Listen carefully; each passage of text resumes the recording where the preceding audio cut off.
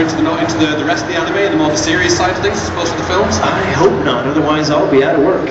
But you know what? It's like I was talking about earlier. I mean, we see anime becoming a more adopted part of all of our cultures, and I mean, I guess, you know, Hollywood is no exception for that. You know, there are fans of these shows all over the world, so of course a good chunk of them are going to be big A-list Hollywood actors who want to take all my work away. But you know, it's kind of out of my hands. So, question down here. What is your current relationship status? My current relationship status. Wow, we're getting personal in here.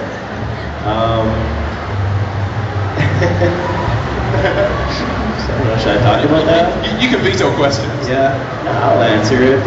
Always looking. Hetero, if that's what you were getting at. Okay. Single, looking, I don't know. Looking for Mrs. Right. Them is dangerous words. Yeah. Yeah. Yeah. Sorry, no comments. That's what I would say. No comments. But thanks for your question. Let's move on. Going back to the live action and Dragon Ball Z, would that be something you'd like to do? You know what? Of course it would. Of course it would. You know, Dragon Ball Z becoming a live action film. If somebody offered me the role of Gohan, you know, I'd jump up and down and take it in a second. But of course, I mean, the odds of anything remotely like that ever happening are so not in my favor that I don't really worry about things like that. You know, it'll be a Leonardo DiCaprio or something, and I can't really compete with that guy.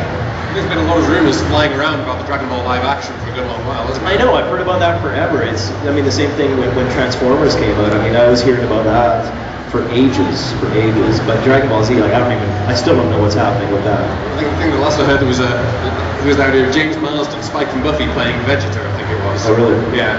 Interesting. Which, But curious you know, to see. when they were casting, like even Spider-Man, I mean, people were freaking out when they heard who was going to play Peter Parker, and I thought he did a fine job. So you never know, right? You never know. And of course, you know, a lot of these, you don't expect a big budget Hollywood movie to stick really closely to the anime, right? So, you know, they're probably going to be changing things up and making things their own and adopting certain things from who knows where. So, I don't know. We'll see. I hope it's good. I don't know. I'll be skeptical going in. You know? You mentioned about the fans freaking out on the casting. I mean, obviously there must be a similar, I don't know, trepidation perhaps for incredibly popular series, stuff like Death Note, which was huge as a manga, well before it reached anime or film status. I mean, is that something that affects you?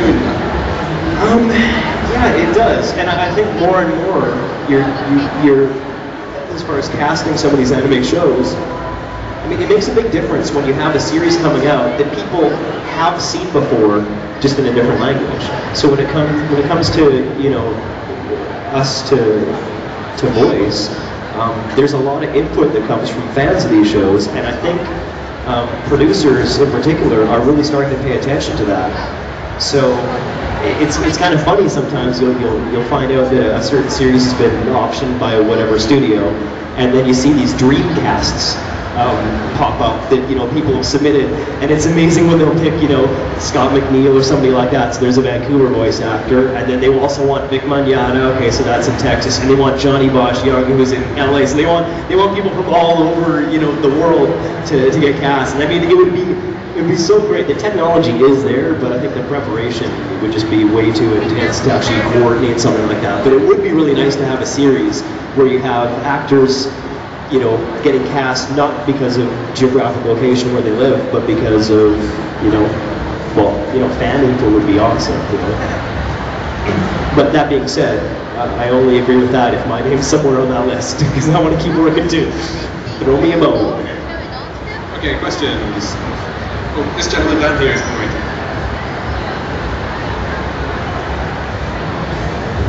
How do you, you know, when you look at an actor, or a voice actor in your case, how can you, you know, how do you see a really good actor? How do you know that this guy or girl has that magic, that sort of, you know, that factor that makes you think, wow, this guy's amazing. And you know, how how do you see, or other people that are recruiting voice actors or actors rather, see what is that little something? I think that's obviously a better question for like casting directors and directors of shows and things like that. But it's the one thing, being a voice actor, I don't think you can look at them and get any of that.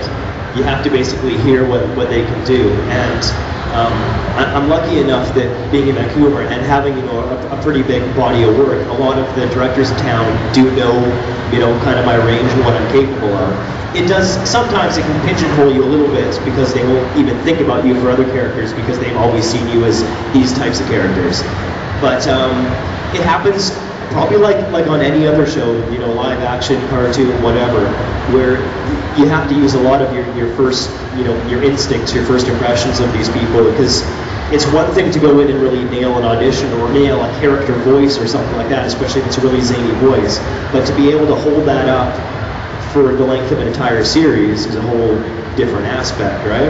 And being able to hit a character voice but not being able to give a decent performance is a problem, voice acting. It's still acting, it's just acting with your voice.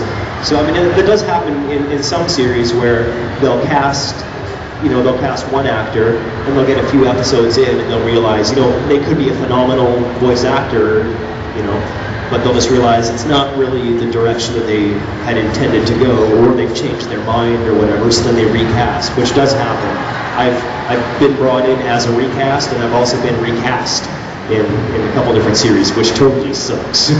It's no fun at all, but it does happen, right? And in the end, you want to make sure that the clients, the guys that are soaking time and money into these shows, are happy with the final result, and sometimes you're not always the right man for the job, even though initially they think you are. That sucks. Let's move on, I'm going to start crying. You mentioned about consistency throughout the series. Obviously, a lot of series, you got many episodes, like the Dragon Balls, the Gundams, the Death Notes. These are long series. Is consistency a problem? Do you find your voice changing throughout when it shouldn't? Yeah, no, I see what you're saying. Full Metal Alchemist, a guy named Aaron Disney, is on that show, and I was at a convention with him at some point, and people are wanting him to do lines from that show, and he's gone through puberty now, right? I mean, that show was recorded for him a little while ago, so there's no way that he can do the same lines. I mean, luckily for me, I was in high school when I started doing this, so I had already kind of gone through my changes. But if you do look at like My Little Ponytails, my voice is very different than, let's say, in Death Note. But yeah, I guess they're like any long-running series. I guess there are consistency issues, and a lot of that is you have to be smart about casting. I mean, look at a show like The Simpsons. If they had picked, let's say, me to be Bart Simpson when I was, 8 years old, 10 years old, or whatever, wouldn't be still working on the show now because my voice is very different. So they cast accordingly, and they did really good at the casting for that. Was that actually answering your question? It was more along the lines of the character yourself. For instance, Light's probably a bad example because he changes throughout the series. I just go, yeah. But for instance, you start off, do you have to go back and watch old episodes, remind yourself? Yeah, sometimes. I mean, we're surrounded by really great people. Our directors know a lot about the series, so sometimes they'll see you going in a certain direction and they will bring you back in. They'll keep you real to the character. We do have a lot of people that know a lot about the shows, and so they'll make sure to keep you on track. And sometimes even just like as a performance issue, you try and do something that you feel would be good at giving the character some depth, and then you'll get maybe notes saying, okay, I think that was a bit too much, let's dial it back, and okay, fair enough, you do that, right?